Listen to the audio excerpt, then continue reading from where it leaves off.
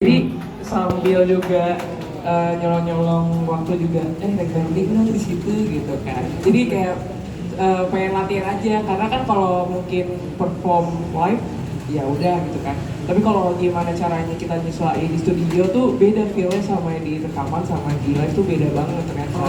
Oke. Karena kalau di rekaman itu kan kayak sedetail mungkin tuh kayak salah tuh kedengeran banget mas.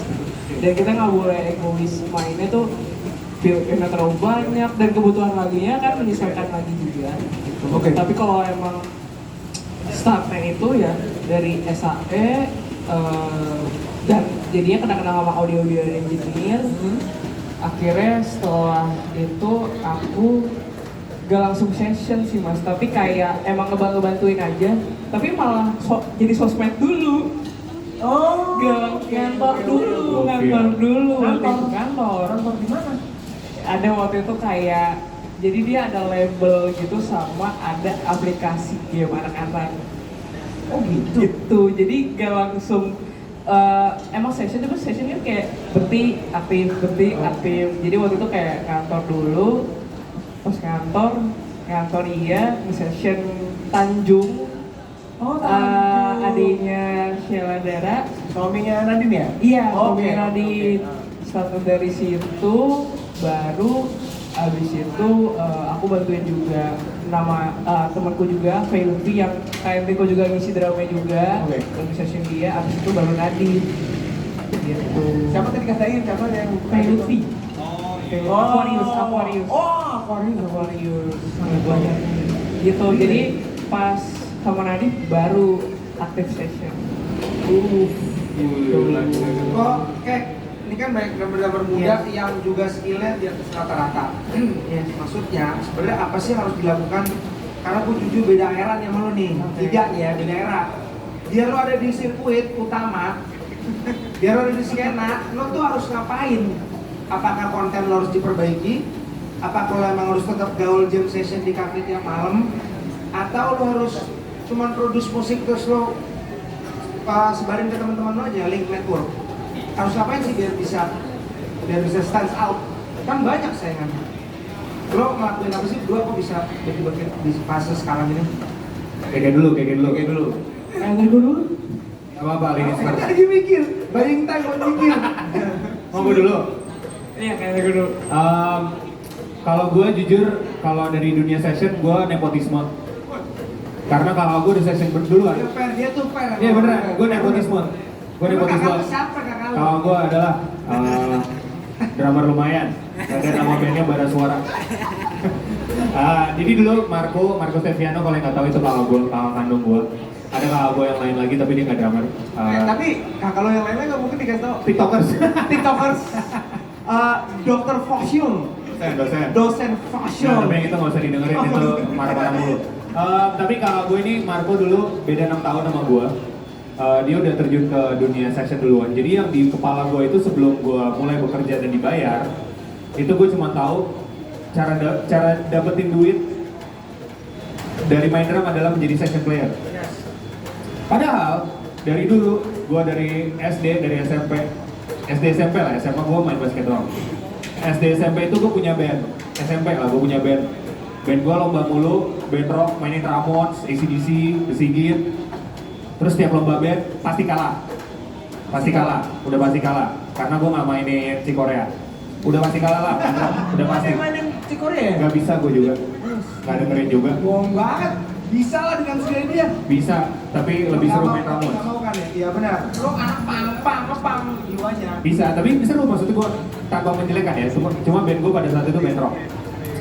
Abis itu udah gue sekolah musik. Gue SMA, gue basket doang. Sampai ada di titik gue kelas 3 itu UAN. UAN tuh udah gak boleh main basket. Oke. Kata Marco, nah udah lu gak boleh basket kan, lu mulai ganti-gantiin gue deh kadang-kadang.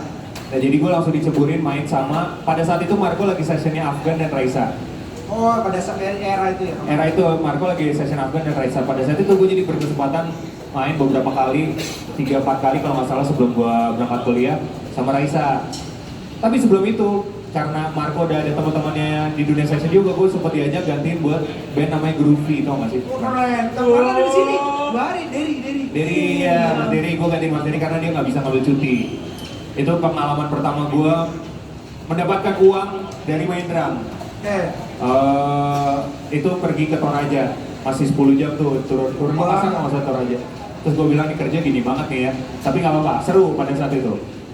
Anyway, terus udah seiring waktu, gue sekolah, gue pulang, gue nepotisme dah tuh jalanin session, jadi kenal banyak orang. Gue masih ngikutin cara Marco bekerja, gimana caranya. Sampai di titik setahun, gue berpikir bahwa kayaknya gue bukan orang yang bisa bunglon banget deh. Gue tuh orangnya nggak bunglon banget, tapi gue berusaha bahwa session tuh harus bunglon menurut gue. Punya karakter kuat iya, tapi harus bunglon. Oh, segala bunglon tuh. Ngeri. Bunglon di budget dia juga. Ya, itu dia. Itu. Tapi itu anyway, maksudnya being flexible tuh nomor satu jadi session. Being flexible. Tapi sebelum being flexible lu harus jadi orang yang baik dulu. Karena orang, kalau lu mau sejago apapun tapi lu douchebag, gak peduli mendingan lu jadi anak band. Iya benar. Tapi anak band pun kalau bajingan juga gak akan diajak main anyway. Karena orang juga malas lu bekerja sama bersama orang yang nyebelin lah gitu. Ya. Jadi itu nomor satu, jadi orang baik dulu. Nomor dua, apa namanya tadi ya? Gua ngomong apa sih tadi? Jangan jadi douchebag. Iya. Contohnya siapa? Orang baik, gue, gak ada yang lain. Enggak ada. Kira. Enggak, baik semua. Orang semua. Tapi jadi orang baik dulu, nomor satu. Nomor dua, tanggung jawab. Udah, cuma itu doang, dua. Jadi orang baik, tanggung jawab. Karena gue lebih percaya sama orang yang ini orang padat banget, tapi gue tahu dia pasti akan bertanggung jawab gimana pun caranya untuk dia pas bilang bisa, dia pasti akan tanggung jawab. Itu biasa. Pada saat itu gue pernah sekali waktu cerita dikit, lagi COVID, gue hampir satu konser ada 25 lagu. Gue jam 11 malam lagi latihan, kok kayak gue sakit ya, habis itu tes yang mandiri tuh, positif. Besokannya main, gue ngabarin semuanya, nyet gue positif. Pada malam itu gue telepon cuma 2 orang, Yandi sama Agung Muntek. Gue bilang nanti drumnya naikin 2 lagu, lu kulik setengah-setengah deh. Karena gue percaya sama mereka berdua pasti akan bertanggung jawab, mereka bilang bisa. Dan untungnya tiba-tiba gue tes yang beneran negatif. Ya, tapi bener. itu jadinya kalau untuk session dari situ sih. Kayak tanggung jawab dulu sama orang yang pertama kali dikasih gitu. Ya. Mau lu kenal mau enggak, tadi kayak gitu mulai dari misalkan dari temennya dulu kenal siapa, padahal audio engineer bukan session gitu. Tapi penting lu baik aja tuh udah. Baik mungkin awalnya dari gantiin misalkan. Tuh. Ya gitu. Gue pertama gantiin Yandi langsung gak mau main lagi. Di sana dia pernah main di sana? Pernah. Karena dulu gue main sama Isyana. Materinya kalau manggung berapa 45 menit 10-9 lagu ya. Dikasih sama Yandi 4. Selebihnya gue nyari sendiri di YouTube. Sorry men, belum kejem banget tuh. Terus ada intro Medley Queen. Gak dikasih, datang-datang. Kalian udah latihan Medley Queen kan? Ya belum latihan, orang gak dikasih. Betul. Kayak Enggak, gitu. zaman dulu pengarsipan agak buruk. Enggak, emang lu males. Satu itu. 2 pengarsipan malas. Gua masa keringet dingin, jagung-jagung. Kalau jadi si Henry kok ya susah. Loh, susah, tapi gue juga susah banget. Kemarin abis itu kan, dulu jadi drummernya Yandi. Abis itu belum lama, Isyan udah makin gila, ketemu Ray. Gue nonton. Waktu itu almarhum Mas Rofik tuh roadman-nya, gue langsung Mas Rofik, gue gak mau main lagi sama Isyan seumur hidup gue. Ya mendingan begitu lah, Bener, jujur. Iya, karena gue Nggak, pasti kalau itu susah emang. Ini Bowie kemarin ini gue ceritain sedikit ya teman-teman. Main sama Sapriati. Lagunya kan ini ya jazz kontemporer banget. Nanya terus, ini bener number 8 kan? Padahal jelas-jelas men. Bahkan Rafael aja tahu itu berapa. Oke, buat Jos ke teman-teman, bro ini baru main sama si Sabriani, coba lo bayangin kalau main sama Isyan, gue gak bisa tidur pasti colek dia mulu, kan gue sekamar soalnya kan. Lu bayangin gue lagi tidur di kereta, ya itu beneran mengganggu ya agak. tapi anyway itu menurut gua ya tentang tanggung jawab aja sih, karena lu panik berarti lu naruh hati lu sepenuhnya untuk lu hari itu harus mainnya bagus gitu. Karena lu udah bilang bisa, tapi tetap salah.